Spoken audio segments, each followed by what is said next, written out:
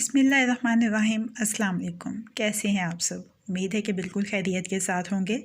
रमज़ान मुबारक के सिलसिले में आज की रेसिपी है आलू पैटीज़ की। और जैसे कि मैं झटपट रेसिपीज़ बनाती हूँ तो ये भी एक झटपट रेसिपी है, जल्दी से बन जाएगी। रेसिपी का आगाज़ करते हैं उससे पहले अगर आपने अभी तक मेरे चैनल को सब्सक्राइब नहीं किया है तो चैनल को सब्सक्राइब कर लीजिए और बेल बटन को प्रेस कर लीजिए ताकि हर नई आने वाली वीडियो का अलर्ट सबसे पहले आपको मिल सके। सबसे पहले पैटीज़ के लिए आटा तैयार कर लेते हैं। एक बड़े प्याले में 1 प्याली मैदे की डाली है। इसमें नमक डाल देंगे हस्बे ज़ायका या आधा चाय का चम्मच। मिक्स कर लेंगे अच्छी तरह से।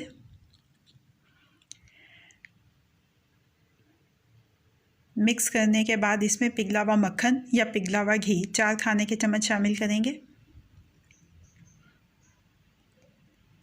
इसके बाद अच्छी तरह से मिक्स कर लेंगे। मिक्स करने के बाद हस्बे ज़रूरत इसमें पानी डालेंगे और दरमियानी नरम हमने डो बनानी है, ना ज़्यादा सख्त होनी चाहिए ना ज़्यादा नरम होनी चाहिए।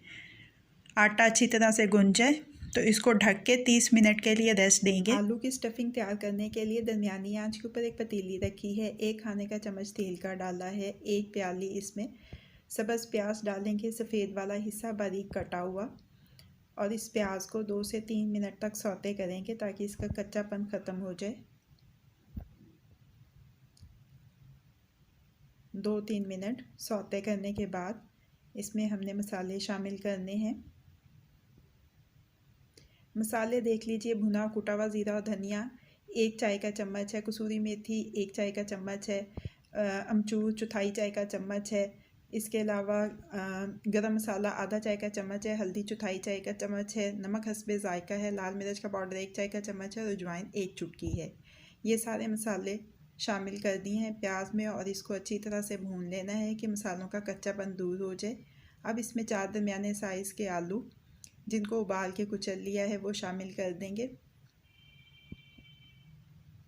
इसके साथ ही सब्ज़ प्याज का जो सब्ज़ वाला हिस्सा होता है वो आधी प्याली बारीक कटा हुआ इसमें शामिल कर देंगे और अच्छी तरह से मिक्स कर लेंगे। अच्छी तरह से मिक्स करने के बाद इसमें 3 से 4 सब्ज़ मिर्चें बारीक कटी हुई डाल देंगे। साथ ही थोड़ा सा सब्ज़ धनिया बारीक कटा हुआ डालेंगे और अच्छी तरह से मिक्स कर लेंगे।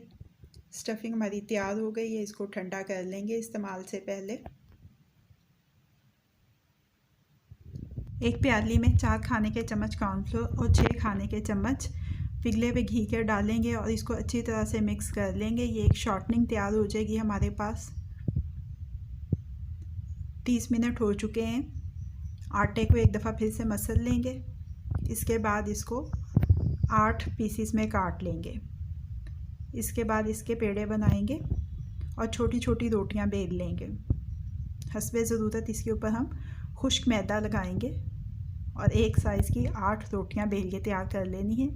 रोटी इतनी बारीक होनी चाहिए कि उसमें से आपका हाथ नज़र आए। ये देखिए, 8 रोटियां बेलने के बाद जो हमने मैदा जो हमने कॉर्नफ्लोर और घी मिक्स किया था, ये देखें बिल्कुल ऐसी शॉर्टनिंग बन गई है जो पफ पेस्ट्री की होती है। वो हमने एक रोटी के ऊपर लगाई, उसके ऊपर दूसरी रोटी रखी, आधा आधा चम्मच ये शॉर्टनिंग हम इसमें लगाते जाएंगे। ऐसे ही सारी रोटियों के ऊपर ये लग जाएगी। आखिरी रोटी ऊपर रख के उसके ऊपर भी लगा देंगे। इसके बाद इसको हमने फ़ोल्ड करना है और ज़रा सख्ती से फ़ोल्ड करेंगे। ये देखिए, अब इसको काट लेते हैं। ये लेयर्स देखिए आप, इसके फिर से हम 8 पीस कर लेंगे। 1 पीस लेंगे और ऐसे हम इसको हथेली की मदद से दबा लेंगे और ऐसे बेलेंगे। ये देखिए, बेलने के बाद इसको 2 टुकड़ों में काटेंगे। 2 टुकड़ों में काटने के बाद आलू की जो स्टफिंग तैयार की है वो तकरीबन 1 चम्मच चाय का लगाया है। साइडों पे पानी लगा के ऐसे बंद कर देंगे और कांटे की मदद से अच्छी तरह से सील कर देंगे और ऐसे ही अपने सारे आलू पैटीज़ तैयार कर लेंगे।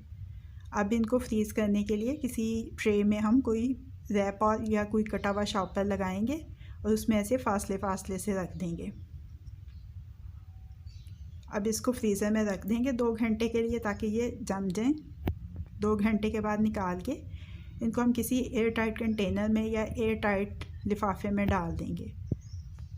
आप इन पैटीज़ की शेप अपनी मनपसंद रख सकते हैं। गोल भी बना सकते हैं, चौकोर भी बना सकते हैं। मैंने तो कोने बनाए हैं।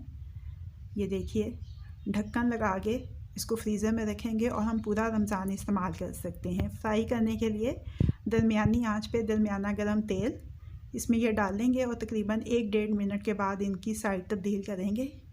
तब तक ये परतें खुलनी शुरू हो जाएंगी। दोनों तरफ से अच्छी तरह से फ्राई हो जाएं तो हम इनको किचन टॉवल पे निकाल देंगे। अब इन पैटीज़ को अपनी सर्विंग प्लेट में शिफ्ट कर लेते हैं। मैं इनको चिली गार्लिक सॉस के साथ और होममेड फ्रेंच फ्राइज़ के साथ सर्व कर रही हूँ। मैंने आपके साथ चिली गार्लिक सॉस और टोमेटो केचप और होममेड फ्रेंच फ्राइज सब की रेसिपीज़ शेयर की हुई हैं, मेरे चैनल के ऊपर मौजूद है, आप वहाँ से देख सकते हैं। कैसी लगी आपको आज की रेसिपी, फीडबैक ज़रूर दीजिएगा। अगर आपको मेरी रेसिपी पसंद आई है तो इसको लाइक और शेयर भी कीजिएगा। मज़ीद झटपट बन जाने वाली मज़ेदार रेसिपीज़ जानने के लिए मेरे चैनल को देखते रहिए। अल्लाह पाक आपके दिलों को, घरों को, दस्तरखानों को हमेशा आबाद रखें। फ़ी अमान अल्लाह।